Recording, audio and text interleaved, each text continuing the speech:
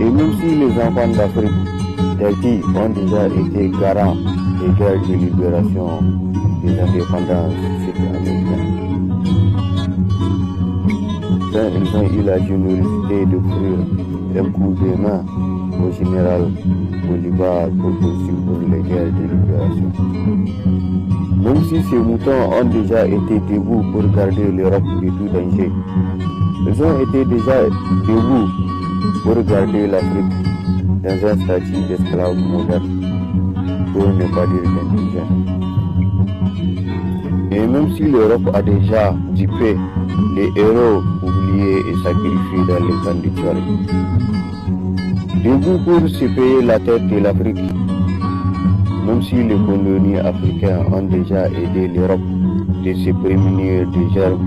du traité de Versailles. Debout pour admirer la démocratie européenne, debout pour dépêcher les enfants de l'Afrique, même si l'Afrique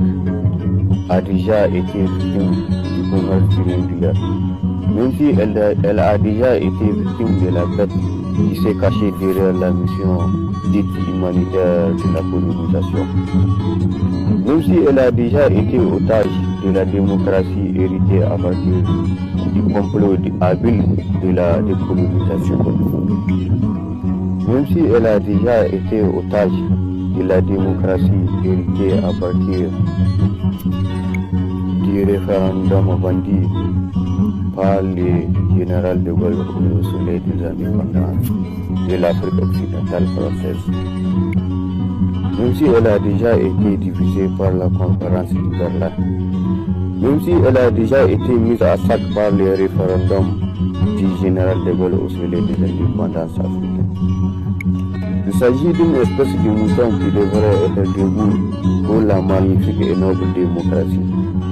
debout pour les mythes de la démocratie et pour tous les secrets énigmatiques qu'elle porte en son sein, en Afrique comme en Europe. Même si des mouvements démocrates ont déjà été debout pour la démocratie, nouvelle et révolutionnaire de manœuvres dilatoires du néocolonialisme. Même si les FMI et la Banque mondiale sont sortis du néant pour abaisser l'Afrique